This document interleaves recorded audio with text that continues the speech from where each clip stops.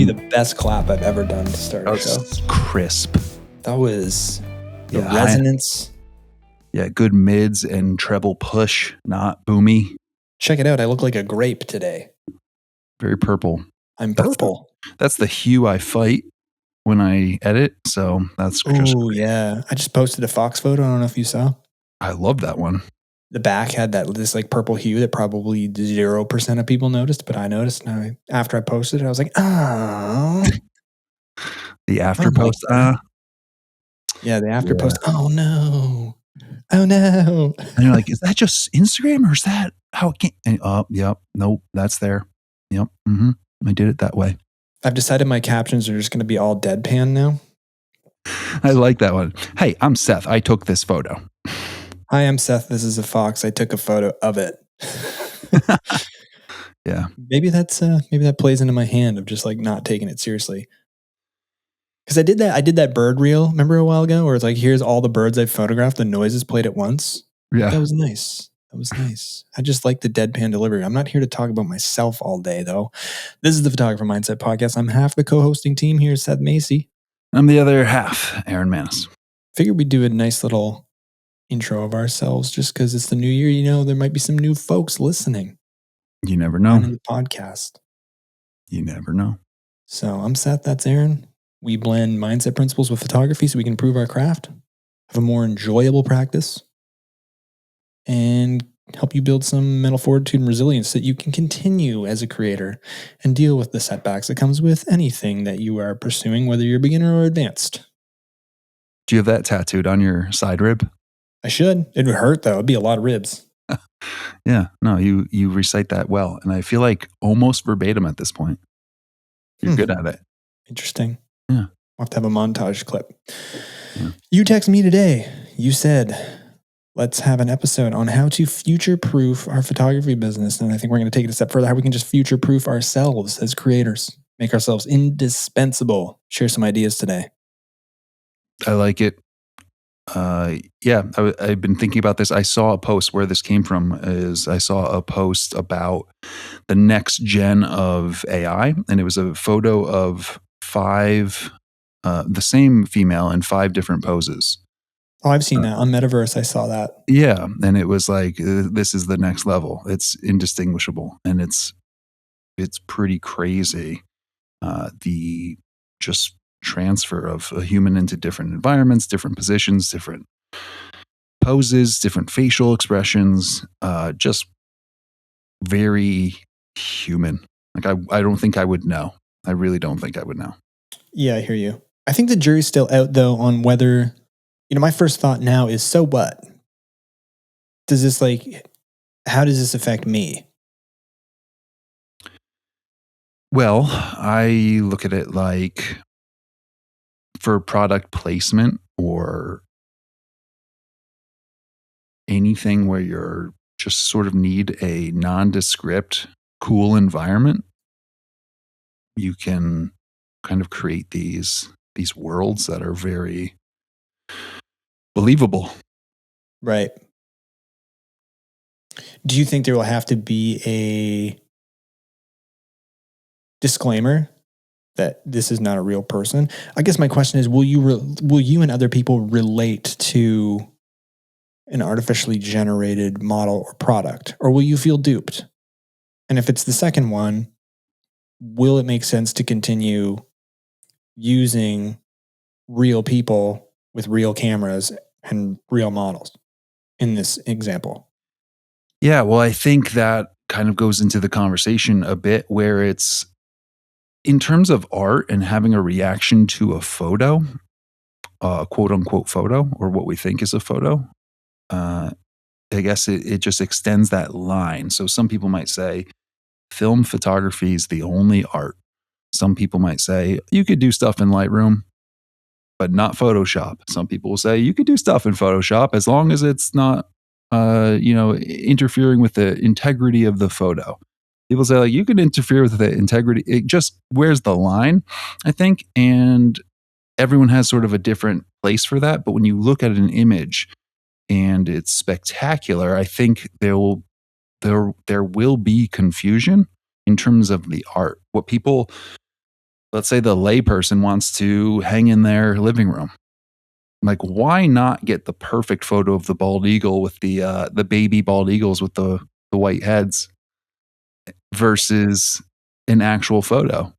You know, they might be duped by, well, that's not how actual scientists might be like, that's not how actual bald eagles look when they're young. But to someone that's like, that's pretty cool. What a great photo.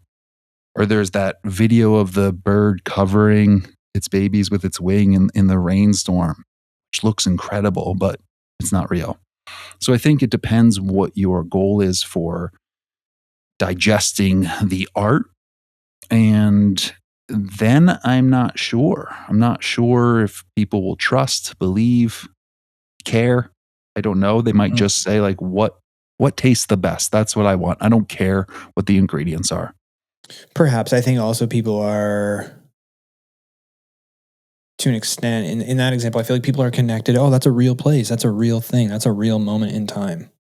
But you do get to Mhm. a place where reality and non-reality will blend seamlessly without getting whatever your stance on this is. I think today we're going to structure it in a way with maybe some numbered tips to stick with the title, which is, strategies for photographers and creators to future proof themselves. I think what you're talking about first and foremost, regardless of what you think, and this doesn't necessarily have to pertain to AI, but to be adaptable and resilient. Correct? Is that fair? Yeah. Yes, absolutely. And then I guess the places we should go with this is, what does that mean? A, and B, why are people some people so averse to those two things? Yeah, I think that's a good direction. Want me to take it off? Hand you the ball. Go with it? Well, Sure. I think the number one thing that struck to mind, and I was talking with Mike Nucciarino, about this briefly the other day, as he sent. Actually, I think that video or the photo I mentioned in the beginning, the five women, same woman in the same position or in different positions. Geez, five different positions, five different environments, looked incredible. Every photo looked very realistic, and we were just talking about where the future is in terms of the business of photography and what will be needed. And the one thing we came to for sure is things that will be needed will be representing true life, like you said, Yeah. capturing an event in a wedding event. So a photographer to capture a wedding event is not going to turn to AI to create the bride and groom, create the environment, create fake guests, whatever that may be. They're going to capture the event, a concert, a place, a building, architecture, food at a restaurant. However, AI pieces might be a part of that. And I think that goes into a further point that we'll get to about future proofing yourself. But I do think capturing the essence of a true event is something that will always be needed. So I'll start there. Yeah, I agree. And the wedding example is perfect because you could easily, for your own portfolio, prompt and get some really good looking wedding photographs, but it won't suffice because when the time comes to actually do somebody's wedding, you need to have the actual guests and people's faces, Right. right? Correct. So I hear what you're saying. I'm like, I think what we're talking about is somehow getting out of the, oh my God, pressing the panic button, we're all doomed, into and switching into how do I integrate this? This is where we're at right now, right? And I don't think there's a clear cut answer, but the question needs to be, I feel like that sits in people's head, is how can I integrate this into what I'm doing and not consistently feeling like you need to fight this? Can you imagine fighting the internet in the early 2000s and just like dying on that hill? Right. Well, a lot of people did. Is it the famous story of Walmart laughing at Jeff Bezos and Amazon? Right. And Walmart was much bigger at the time, could have taken over the shopping space online, but said, nah, people like to do it in person. That's not going to be a thing. So, so right. I think there is a way to, first of all, understand this term AI and not just be like, oh, it's fake pictures. Like there's a huge spectrum of intelligence and algorithm learning and equational learning that helps us in many, many avenues of this business, of this passion to create some of the art that we do already. We are all probably using artificial intelligence in some sense, whether it's spot removal or masking, having the computer enhance or discern any sort of aspect of your photo is, to me, a level of artificial intelligence. Yeah, absolutely. And I'll be interested. We're going to have Eric Yang from Topaz Labs on the show. That'll be Yeah. exciting. Perfect. We're going to do Yes. a whole episode entirely on this. So make sure you subscribe to the show if that's something that interests you, because you'll get a notification about it. I think what you're talking about, though, just going back to how people fought the internet in the early 2000s, this is one of the reasons people fight change, is because there's this skepticism of hype Mhm. where emerging trends are accompanied by maybe a ton of overhype, and it leads to tons of skepticism about the actual value or longevity of something, because so often things that are hyped just crater into nothingness. Yeah, that is true. And we forget that that's not the case for all things. Right. I, uh, yes. For some, what's the quote, like your family about every girlfriend you have 99% of the time will be right that it's not going to work out until the Right. last one that does, right? So Right.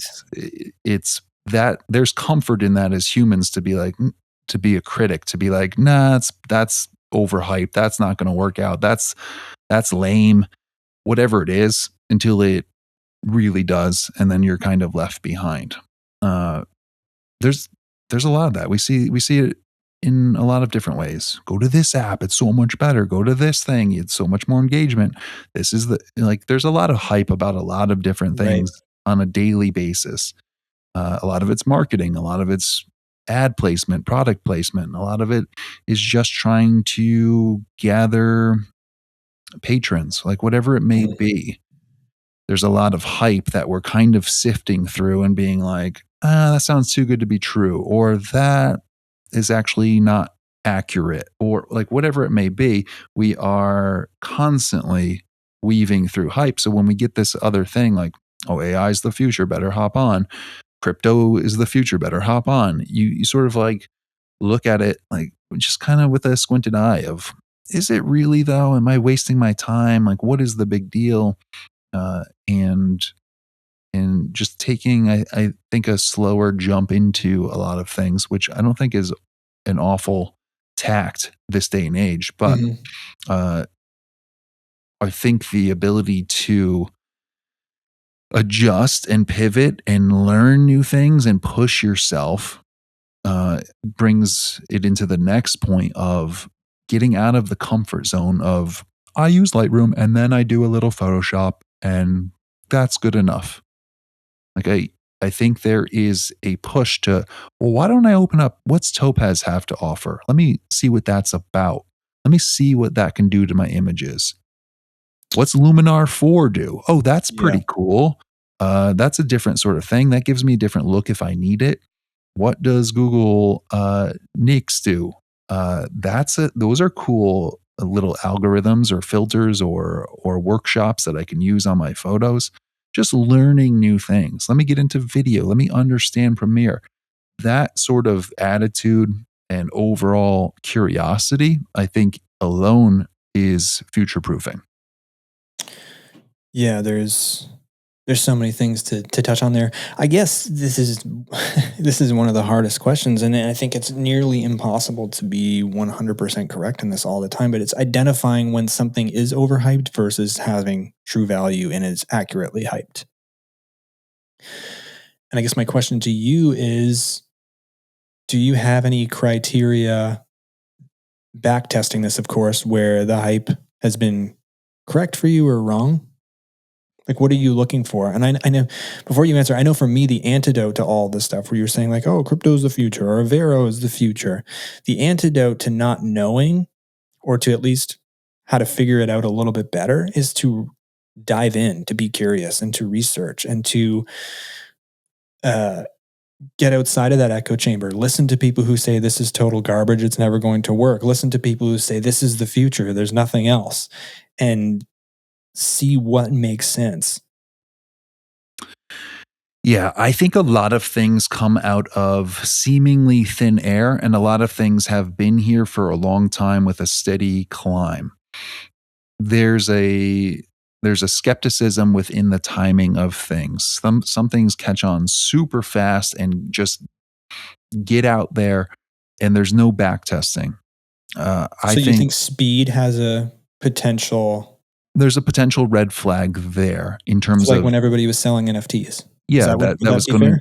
that was going to be my example of everyone for a short period of time was boasting about, and I'll say boasting about this sale, this many ETH, this equation, which is I just sold a photo for $4,000. I just sold a digital art piece for $8,000, $10,000, whatever it may be, as the influx of Ethereum kept going higher and higher in this moment.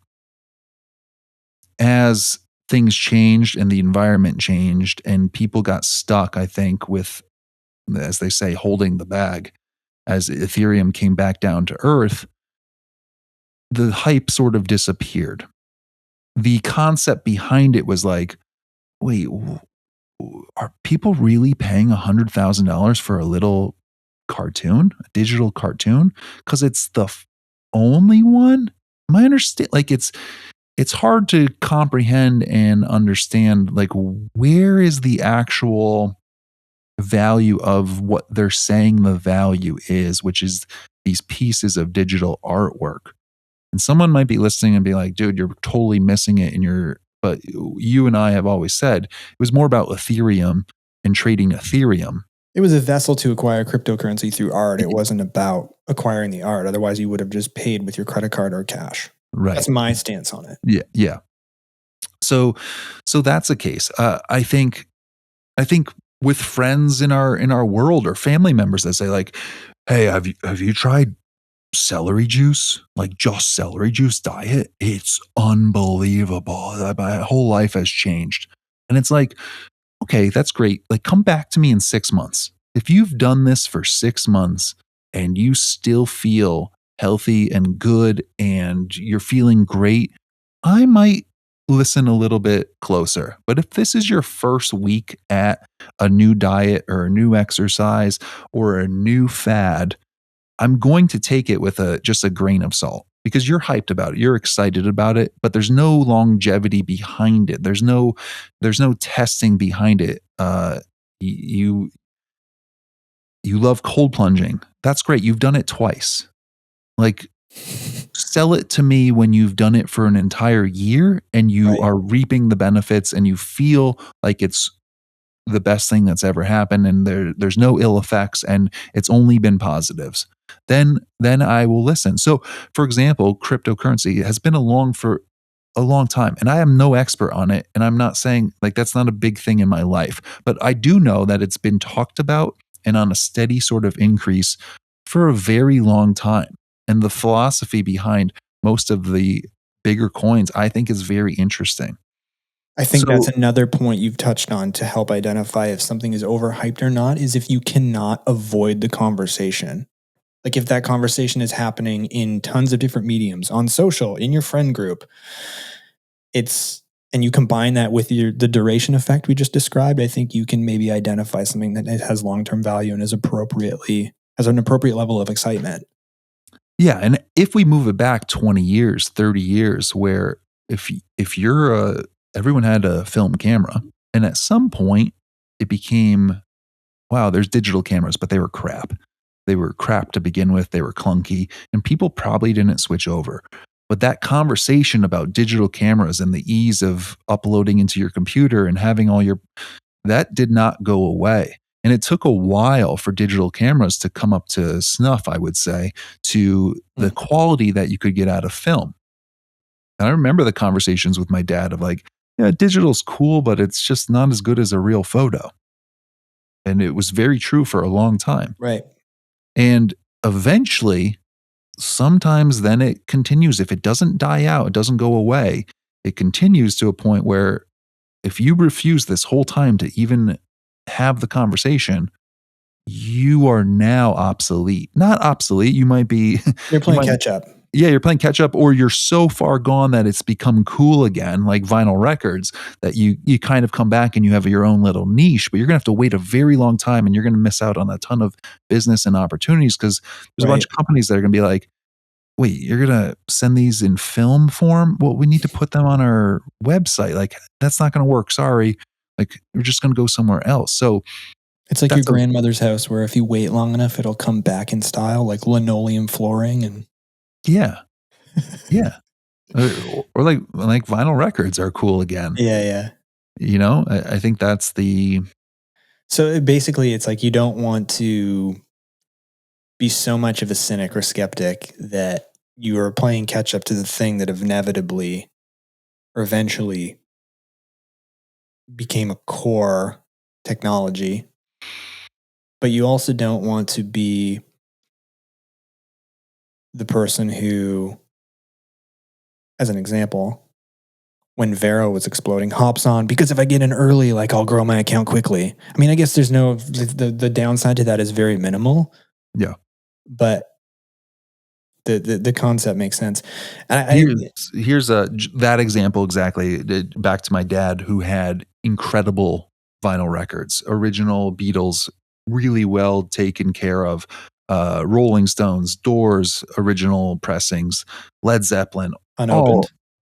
some, yeah. I mean, he was a huge Beatles fan, just had them. Now, he had them as what they were, music playing machines, not as collectibles. Now, when CDs came out, he was so blown away by the technology. I can skip songs. There's no scratching. There's no popping. There's no hissing. This sounds amazing. It's way less space. I don't have the clutter. Quickly tossed all of his vinyl records Mm, in like 1990 when CDs first came out, basically. And now they may never have come back. Have 8-track tapes come back? No. Have tapes really come back? Not really.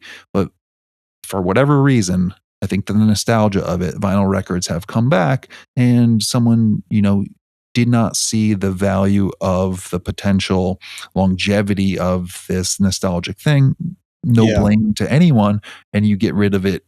You get rid of it super fast and jump on the bandwagon, and you kind of miss out on some other things like That's CDs. almost like retroactive because I think it brings up a good point too that your dad was able to identify the utility value of a CD. Right. Which are And no it's another, I feel like longer. that's another antidote. How is this improving utility? And if it's not, maybe it's overhyped. Yeah. So I guess this is just one small subset under the category of how to be resilient and adaptable, which is It is. a major contributing factor to future proofing yourself. What I wanted to get into as well, just so we don't get too bogged down into talking about skepticism and hype and overhype, is so you mentioned, I think your example was I do a little Lightroom, I do a little Photoshop. And I feel like there's nothing wrong with that. But one of the reasons I feel we fight change and resist is because there's so much comfort with routine. Established habits and routines provide a sense of stability and comfort, and change disrupts these routines, which is very unsettling for some, right? And it becomes the fear of the unknown. Oh, I don't know Luminar AI. I don't know how to use Topaz. The change introduces uncertainty, and naturally, many people are apprehensive about what they don't understand or can't predict. And then one step further is creating a narrative that supports that Yeah. fear, which is I don't believe in people using Photoshop when Running's the bad for your knees. when it is though, right? I tell you, it's a good way to. Now I don't have to run. Yeah, the impact is strong. It's not great for my back, Seth. I'm gonna take it Or easy. you could just. I'm not dumping on people. I'm just making an example. Like Mhm. carnivore diet, right? Like, oh, vegetables are not good for you. You go find the literature that says carnivore diet. And hey, maybe you're someone listening, you're on carnivore diet. I'm super happy for you if you feel great. I'm just making a point here. But like maybe you just hate vegetables, right? you know? Yeah, yeah, Uh it's just an interesting thing where like you can like you said develop this limiting belief and then go searching for the argument that says this is so. yeah, yeah. Or the narrative that fits it, so you don't have to do the uncomfortable work or the digging in. I remember the first time opening up Photoshop. That shit was confusing. It was. Well, that's the other thing too. So like a technology like this, it's you open something up like that and you feel totally overwhelmed and other people get it and you don't. You it's a perceived threat to your level of competence. Right? New trends, digital photography require learning new skills or adapting to new ways of doing things, which can make certain people, feel very insecure about their abilities, which doesn't feel good. And then it's just better to avoid Right. or to dump on. Correct. And again, that's okay, but we're talking about being future proofing. It's the same with, the trend of video versus photos now in Yeah. social media is very apparent. We've talked about that a lot. You To get attention, seemingly you have to put yourself out there in a Mhm. certain way. And that's okay if you're comfortable doing that. And if you're not comfortable doing that, that's okay also. And if you want to just keep doing photos, that's okay also. But I guess, like, don't hate the player, hate the game. Like, Yeah. that's the way it is. That's the way it is. And you may get past for someone that has the capabilities and the practice and the portfolio of, I can make compelling reels. Mhm. I can make compelling video. I'm capable. I've dove into it. That's what you want? Cool. You're going to hire me. You're not looking for stills? Okay. Yeah. So and you can die on that. You can die on that hill. You can say, I'm just photography. That's what I want to do. That's what I enjoy. Great. Awesome. Awesome. Uh, no, nothing but the best wishes for you and your passion and your pursuit. And I hope it all works out. I just think, for if you're trying to stay with the trends and ride the wave, there's certain things you should take a look at and push yourself to potentially do. If you don't want to, then don't. But we're talking about Yeah. going into the future, the rise of AI, the rise of the ability to create compelling images, the ability for artists to workshop their own photos and make them into exactly what they want is right on the doorstep. So having the ability to compete with that is important. Yeah, and I think we're talking about future proofing ourselves. I think it is important to look at the counter of that, which we've been doing for the last 30 minutes, which is why Mhm. we're aversive to change. Like that's useful to look at as we move forward and do what you say, which is ride the wave or don't swim against the tide. Right? And what you just described is staying proactive and positioning yourself as a versatile problem solver who's on top of industry movements and can deliver value regardless of circumstances. This is essentially a way to make yourself all weather, an all weather Yeah, creator. that's good. That's a good Which leads analogy. into, so I guess point number one for future proofing ourselves is being resilient and adaptable. And with all that's been said, I guess to put a bow on it is accepting that things will always change. Industries will always move in directions that you can't anticipate. And you have to maintain a flexible mindset to ride out those challenges and uncertainties. especially in our industry, which is moving so fast with technology. But to your point about riding the wave or swimming with the tide, is also swim with the whales, would be my next point, and how to future proof yourself. And what I Mm. mean by that is, what are the really big, in our instance, in our industry, creators? What are they doing? Observe. Be a little fish that swims with the big humpback whales. Surround yourself with those people. Strive to continuously learn from them. Find a way to be around the whales and swim with them. Yeah, that's a really nice point.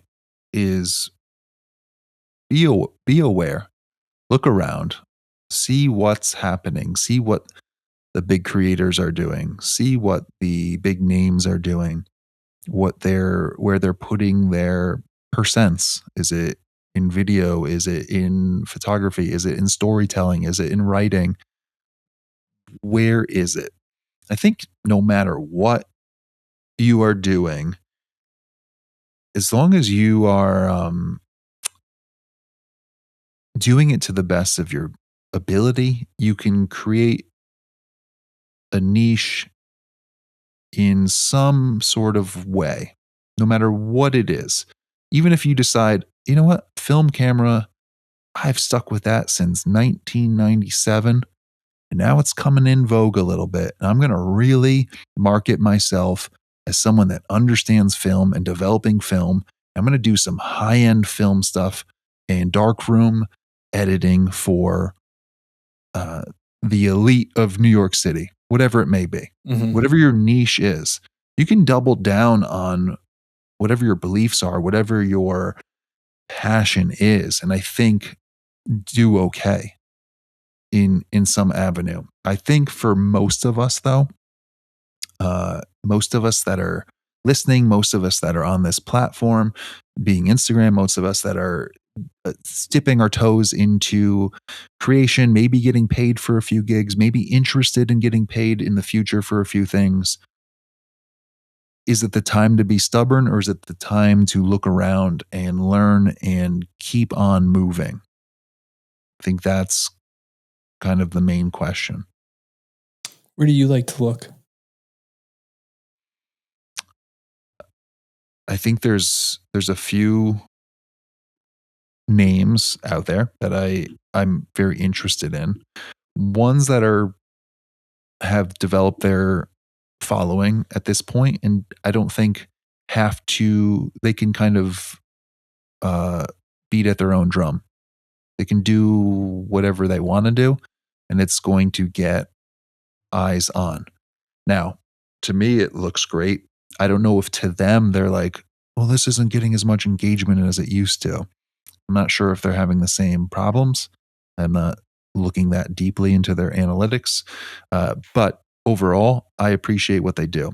I do appreciate artists in general that you can tell, and we talked about this last week, you can get a sense of, okay, this is genuine. Even if they're learning or trying something new, it's very genuine and there's a lot of hard work that goes into it. It's not for a quick like, it's not for a quick follow. It just feels like very genuine. Um, Ian's someone that we've had on the show a lot. We all know Ian. We were talking about that, how much content he creates. And when you look at his stuff, you can see, even though he's creating at an incredible clip that is well beyond me, uh, everything he does has like this sense of pride to it and coming from truly him. I think. I mean, that's the feel I get when watching it. And there's certain things, it might be once a week or once a month they post, but it's like, oh, this was an amazing shot or an amazing story behind it, or they took some time to truly write about their experience. I feel like that speaks to me more than anything else. I do like when people push their own boundaries. I do like when I see someone taking a chance, someone trying something different, even if it's one time. To me, it's like, What's admirable about that to you? Is it the courage? Is it the Yeah, The willingness to be a black sheep. I think it's the willingness to seriously bomb. I think it's the willingness to F up. I think it's the willingness to go a different direction. I think it's the willingness to try something without worrying about this might not do well, or that sentence, this probably won't do well. I'm going to post it anyway. I think that should be the follow-up sentence. Like for most things, if you took the time to take them from fruition, we talked about the idea graveyard. Now, Mhm. some ideas belong in the graveyard, in my opinion. Like it's just their ideas are fine, but not all of them are great. Not all of them need to be brought to fruition. But if you have an idea that you're really jazzed about and you do it and this might not go so well, I feel like you should still do it because you're happy about it. Mhm. If you have a reel that goes a minute, but you're like, I can't cut it down any shorter. It's a minute. It tells the story. I want to tell this story. It's probably not going to do well. It doesn't matter. Like, put that out there for your portfolio, for your work, for your reference. The customers last. Forget the social media customer landscape. Like, who are these people? Like, if you're into it, put it out there. Take a chance. That's admirable to me. Yeah, and I think those are back to our piece of advice, swim with the whales. I think these are the concepts you pick up on. It's like, okay, well, you can identify how they're doing in a nuanced way exactly what you just described. Right? Because there's so many different formats you can execute to be unique, even if ideas aren't necessarily original. The method of delivery, there's so much variance in how you present that, which I think is what to look for. Yeah. And I think, again, showing whomever you're showing, the world, an audience, followers, business partners, clients, that you have range, I don't think is a bad thing. I think some Slater talked about this. Oh God, I got so stuck in like I'm just the whale I'm guy. the whale guy, yeah. And I phoned him And today. Actually, he phoned me today, and he's in Yellowstone filming ermines and coyotes and moose, and I've never seen him like happier.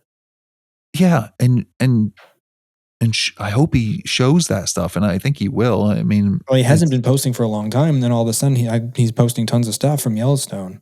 yeah. He knows So that he's whale guy, and it's going to do probably crap, but he has a smile on his face doing it. I've talked to right, him, and I know him well, and sometimes it's just like, man, my reel of a humpback lunging eating anchovies, will go viral. I know this. I know it'll get a million plays, but I'm just not fulfilled by that anymore. I'm tired of being whale guy. yeah. Yeah, so I think we can get stuck into what works, what we know works. Full circle back to we know what Lightroom sliders do, but I don't. Maybe if I bring this in the Photoshop, Yeah, I could find something new or change the color scheme or whatever it is. Take a new photo of something, present something new, try a video, try different talking to subjects, camera. like your example with Slater, right? Yeah, so I think trying stuff and showing that you have range, I think does future proof you in the sense of Clarify what you mean by range for people. if you think of range in terms of a singing voice, you might have a beautiful voice, but you can only sing a 4-note range. Mm, That's going to be tough.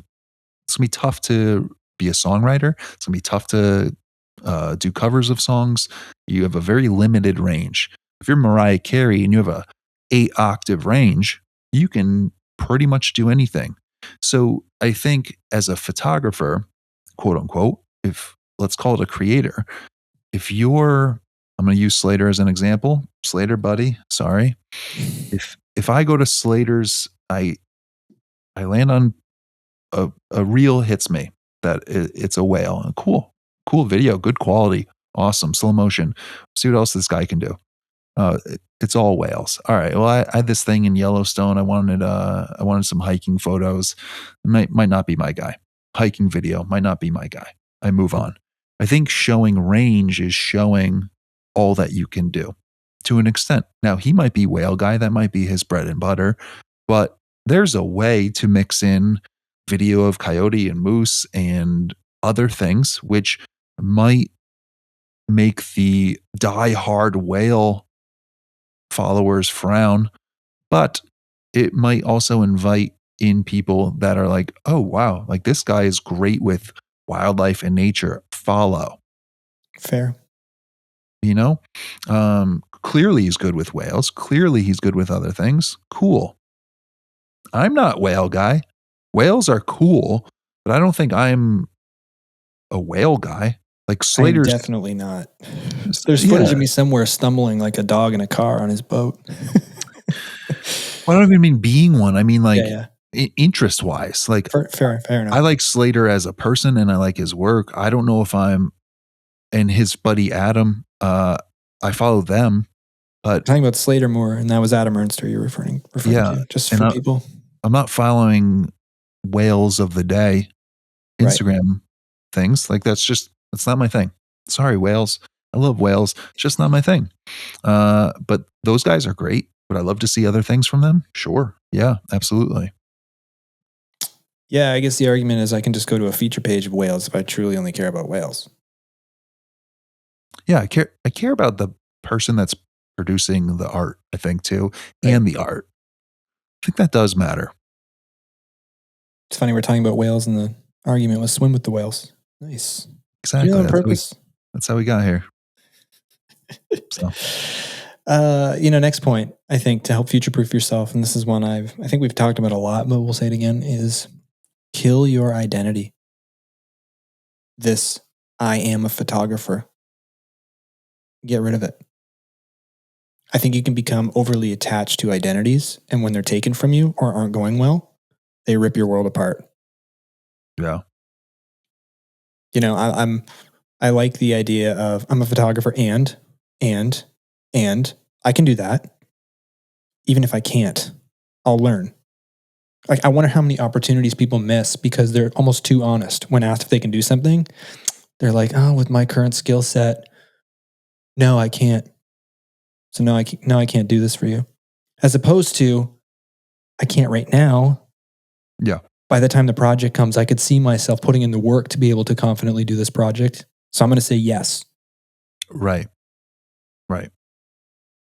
Yeah, I think there's a balance there. A friend today asked if I would be willing to do a wedding for one of their friends. And I said very honestly, in my head, I've always kind of had this interest of like, I would like to do one wedding. I feel like it would kind of be fun to do one wedding.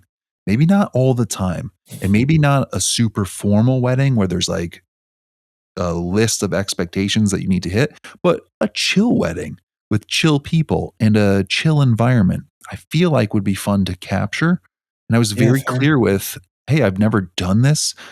I feel like I could do it, but I do have limitations in terms of where my comfort zone, well, beyond my comfort zone, but where I feel like watch your depth. Don't sign up for a $100,000 wedding where you need to nail all the classic shots and know exactly how to deliver. Like that's going to be beyond. Right. You want to fail on your own terms grade. if it's potentially likely. Yeah. Yeah, I hear you. Yeah. So what's interesting to me about this is, so we've just talked about, okay, if opportunity comes around and you don't know how to do it, try and say yes. I think the caveat here is if you just absolutely are not interested at all, don't say yes just because opportunity is presented. I think that's a fair caveat. Yeah. Whereas if you feel like you don't have the level of expertise fully to do a wedding and someone comes and asks you, but you have a little bit of an interest, a little bit of the wedding bug, then it makes sense to be like, I can do that. Do you want to be able to say yes? Yes. Right. Do you want to be able to say yes, but you feel like you can't? Right. Oh, I wish I'd studied that, you know, but I can't. But sometimes it's tough to prepare for the test you don't know is coming, which is why sometimes I feel like if you just got to say yes. Yeah, I can do that. Yeah, I can fly a drone. Yeah. I mean, don't be reckless. Right. Check your licensing and your FAA laws as well. Yeah. So I mean, killing your identity. I am a photographer. Like that's who I am. My whole identity is wrapped up in that. For if there's ever a reason you can't be one, or you build this narrative that that's what I do, I feel like it can close off doors to other things. I mean, be an SEO expert, be a designer. I've been doing design work for Rich at Box and One, as you know. I love Mhm. doing design. I love designing stuff. Yeah. Like I personally don't want to just be, oh, that's Seth. He's a photographer. It's like, oh, that's Seth. Like he creates stuff. Yeah. Because that's such a bigger basket to be able to uh, provide value. Oh, he can write copy. Oh, he writes well.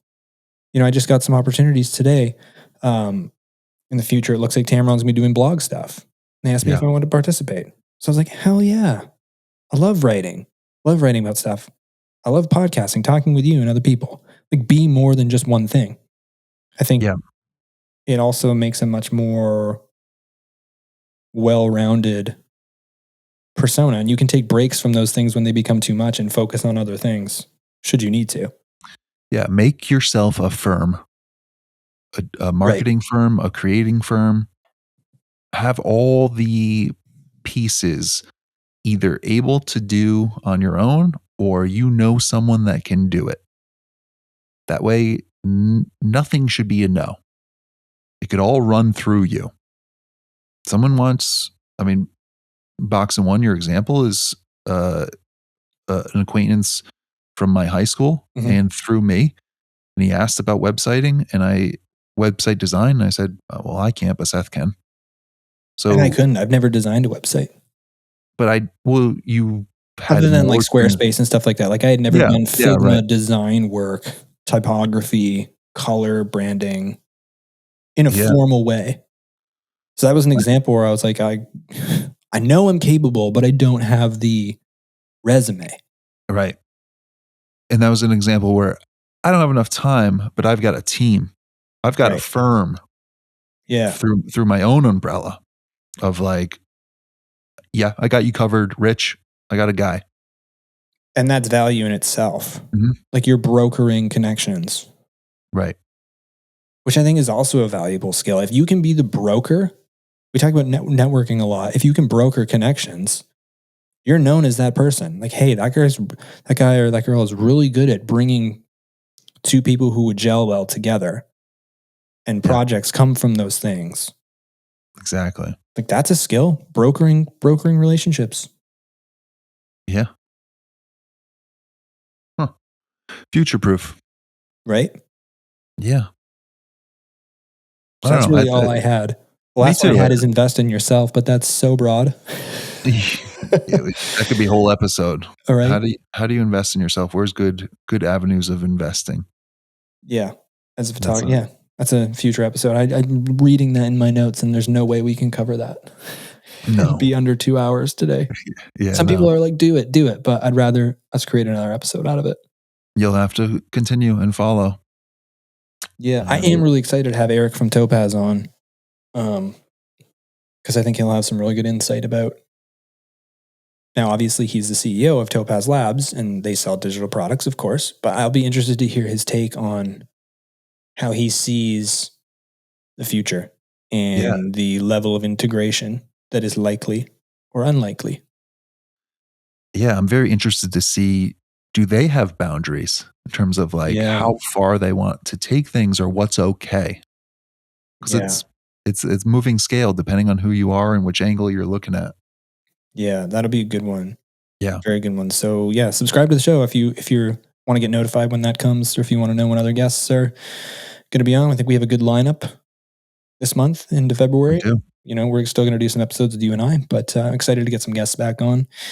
And as always, if you enjoy these shows, leave a rating review on Spotify and Apple Podcasts. Cost-free, effective way to support Aaron and I. Mhm. We're always appreciative of that. And as always, it's good talking with you, man. Yeah, Till next you time. too. Thank you. Bye.